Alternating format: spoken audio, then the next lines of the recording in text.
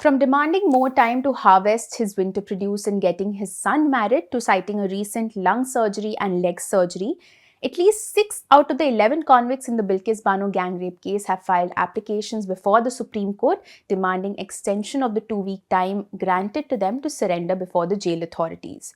Now, what had happened was on 8 January this year, the Supreme Court had sent the 11 convicts back to jail in this case. So the court had quashed the Gujarat government's decision to release them early or to allow remission of life imprisonment of the 11 convicts. The convicts were released by the Gujarat government in 2022, but the Supreme Court earlier this month fixed a 2-week deadline for the convicts to surrender before the jail authorities. However, a few convicts have now approached the court demanding an extension of this deadline. So one of the convicts, Govind Bhai Nai, has moved the Supreme Court seeking 4 weeks' time to surrender before the concerned jail authorities. And in his application, Nai has cited his ill health, submitting that he had to undergo an angiography recently and is yet to undergo another operation for the treatment of hemorrhoids. He has also told the court that his father is bedridden and dependent on him. Another convict, Ramesh Rupabhai Chandana, has sought extension of the time by another 6 weeks, claiming that he has to get his son married. A third convict, Mitesh Chimanlal Bhatt, has also sought 6 weeks extension, submitting that his winter produce is ready for harvest and he would prefer to complete the process and then surrender. Another convict, Pradeep Ramanlal Modia, has sought 4 more weeks to surrender, citing his recent lung surgery, and convict Bipin Chand Kanhaiyalal has sought an additional 6 weeks to surrender owing to leg surgery which had led to a partial handicap. 2 more convicts, Radhesham Bhagwan Das and Rajubhai Babulal Soni, have demanded 6 weeks' time to surrender, citing the need to make financial arrangements for their respective families. Now, to give you a brief background, Bano's case was perhaps one of the most brutal of the 2002 Gujarat riots. According to Bano, 14 members of her family were killed by a mob at Gujarat's Randhikpur village.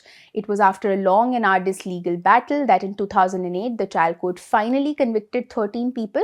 12 were convicted for gang rape, murder and rioting, and the 13th man was the police officer who had recorded her FIR incorrectly and was held guilty. Names, you can see the names of these 12 convicts on your screens right now. And they were all, these 12 convicts were all awarded life imprisonment.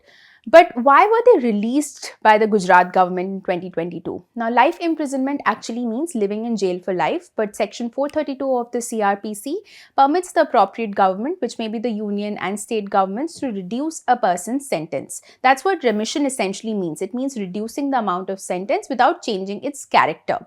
For example, 2 years rigorous imprisonment can be reduced to 1 year rigorous imprisonment. But this isn't a right, it's actually a discretion that the government has. Now, in this case, one of the convicts, Radhesham Bhagwan Das Shah, also known as Lala Vakil, approached the Supreme Court in March 2022, seeking a direction to the Gujarat government to consider his application for premature release. He had pointed out that as of April that year, the convicts had already spent 15 years and 4 months in jail. That is more than 14 years. Now, the Supreme Court passed an order on 13th May 2022 directing the Gujarat government to consider Shah's application for premature release within a period of 2 months according to the applicable remission policy. In August 2022, they were granted remission by the Gujarat government.